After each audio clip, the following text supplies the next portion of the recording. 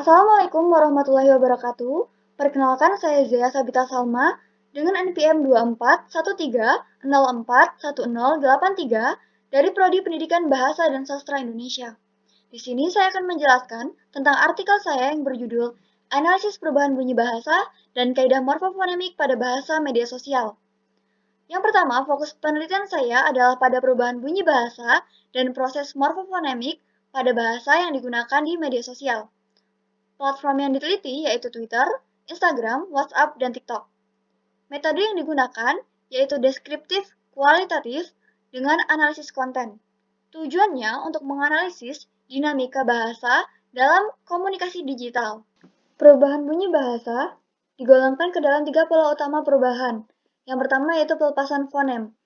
Pelepasan fonem terjadi apabila satu atau lebih fonem dihilangkan namun tidak mengubah makna kata dasarnya. Contohnya seperti UDH dari kata sudah, dihilangkan konsonan S dan vokal A. Lalu yang kedua yaitu penambahan fonem.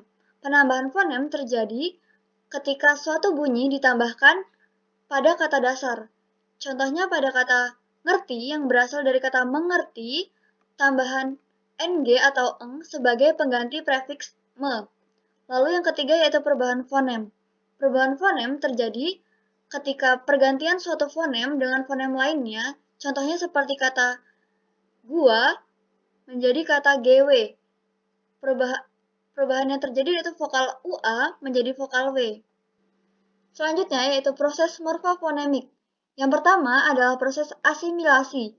Proses ini menunjukkan penyesuaian bunyi yang terjadi ketika dua morfem bertemu.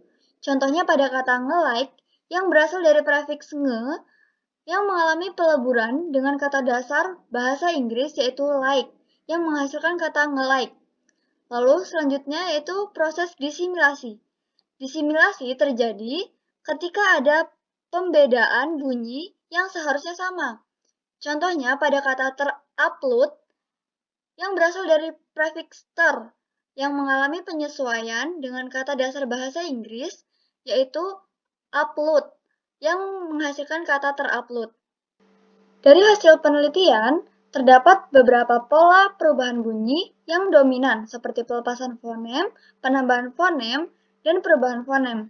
Proses morfofonemik yang ditemukan meliputi asimilasi, disimilasi, dan modifikasi vokal.